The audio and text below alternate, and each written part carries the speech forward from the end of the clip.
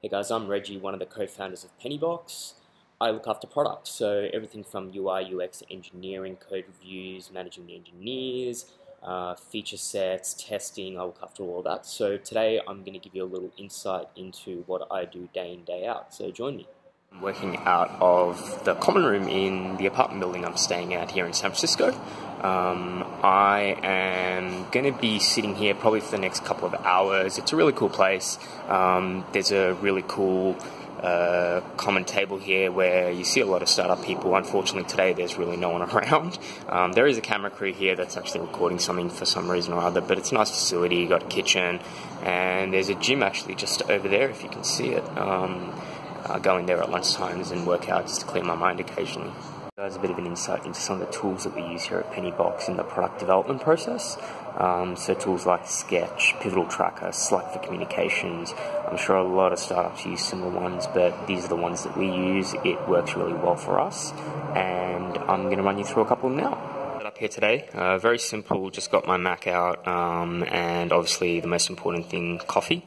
I want to show you first off Sketch. We use Sketch for all of our design, UI, UX purposes. What I'm going to be doing today is I'm going to be changing this screen for the next version of the app. So right now, the profile screen for the child, it shows their parents and doesn't really show much else. So this is going into our version 1 beta release.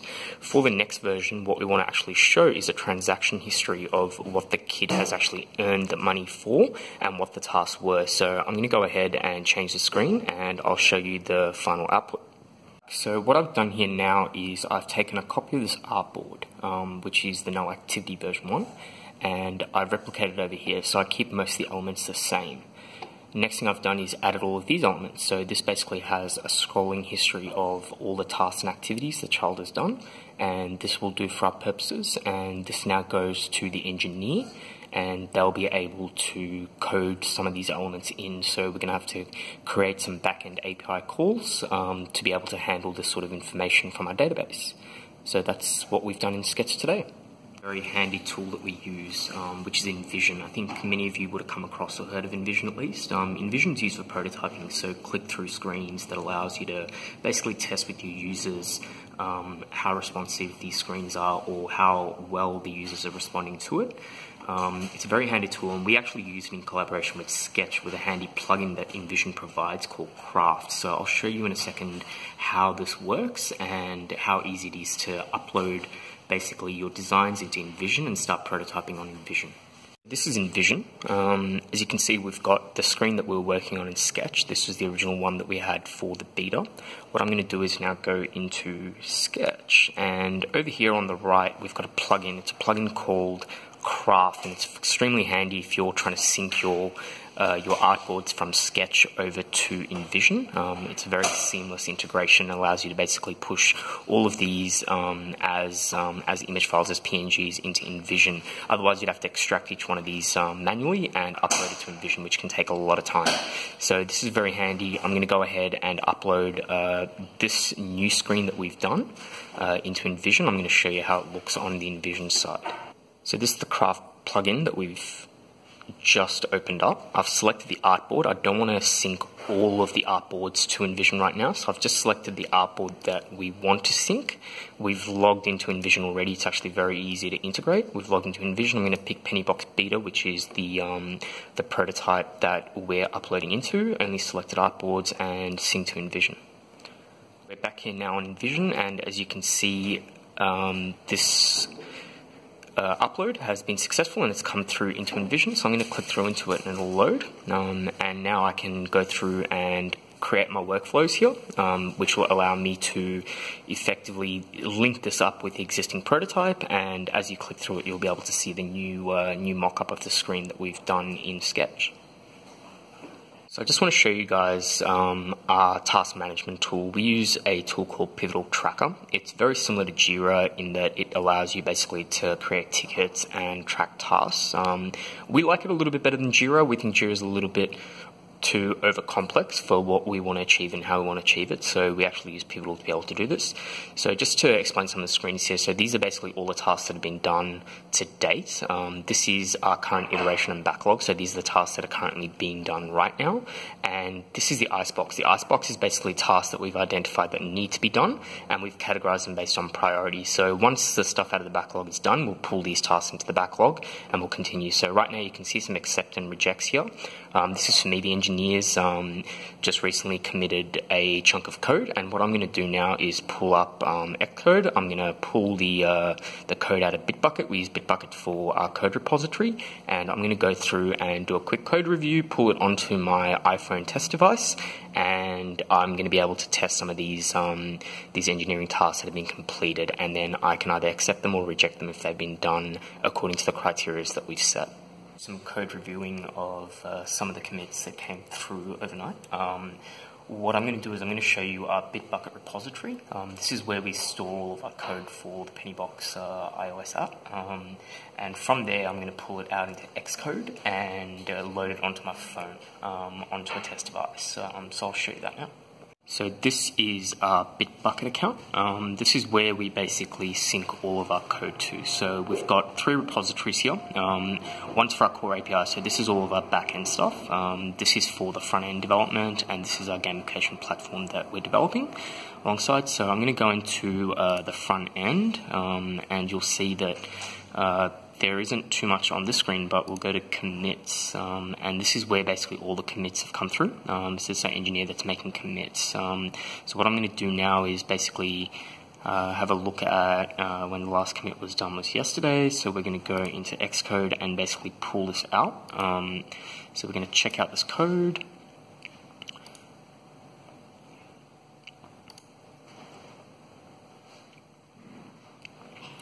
And we're going to pull it out of the backend implementation branch. So we've got separate branches for different levels of work that we're doing, or different types of code changes that we're making or additions. We're going to pull a backend implementation. I know that's the one that we need. I'm going to save it in. Annotate it with today's date. And we're going to download it. Okay, so that's done, and this is basically our code. So you're getting a real preview into how we do all of our development. So this is basically all of our modules. What I'm going to do is basically run this in a release version, and I'm going to connect my my phone to it really soon. But let's just, for demonstration's sake, run this on a iPhone 6. And this should pop up a simulator. So this is going to be on screen. It's not going to have some of the features that we'd like to test, for example, being able to use the hardware on a device. That's why it's really important that we also test alongside the simulator with real devices, so we can see exactly how it looks, how it behaves and how it performs. And when you do run it on devices, you tend to also catch some logic bugs or issues that you wouldn't otherwise see in a simulator. So we always run a simulator version, but alongside that we also run a real physical device version as well. So the build has succeeded there, and very shortly the simulator will pop up. Alright, so Pennybox is loaded, and we come to login screen. So let's just play around with this on the child. Anyway, so I'm going to go through and test a number of engineering changes that have happened. I won't run you through all of our code base, but this is basically where all of it sits. We've got different pods, different view controllers for different screens. It's all architected within Xcode. Connecting up my iPhone with my Mac, and what I'm going to do now is basically create a build of this current version into the iPhone and also onto the iPad, so I can test on these devices.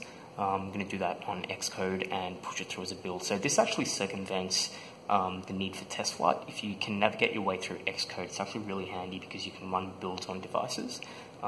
Especially with your development team, it's actually really easy to be able to do those on a frequent basis rather than having to upload to test flight.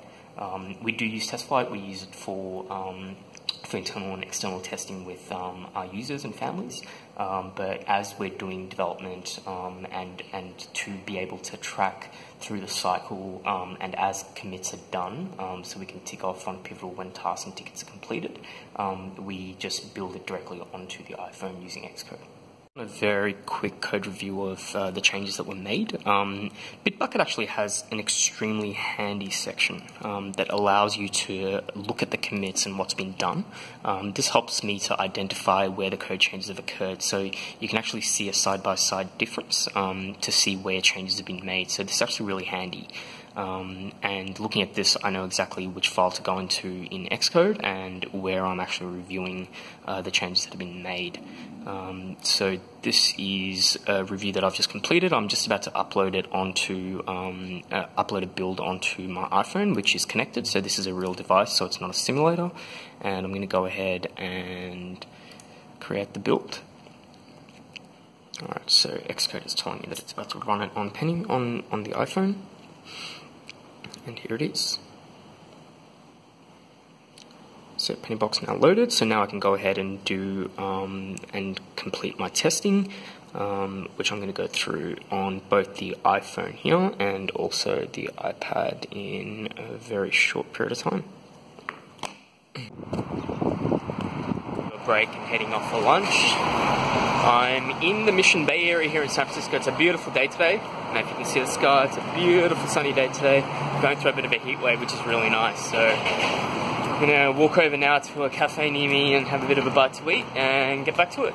Got back from lunch and we've got two ladies here from SoBakeable.com doing some work here today. What are you guys cooking up? We're going to make beautiful rosé champagne cupcakes. Ooh, yum. And I get to taste them afterwards, right? You do. To the end of the day, I'm working away and I get nice little sweet surprises here. So Jocelyn, what's what? You've got a dark chocolate cookie that has a melty caramel center with flaky salt on top. And then those are our chocolate whoopie-esque raspberry chocolate surprises filled with a raspberry filling. Not bad at all.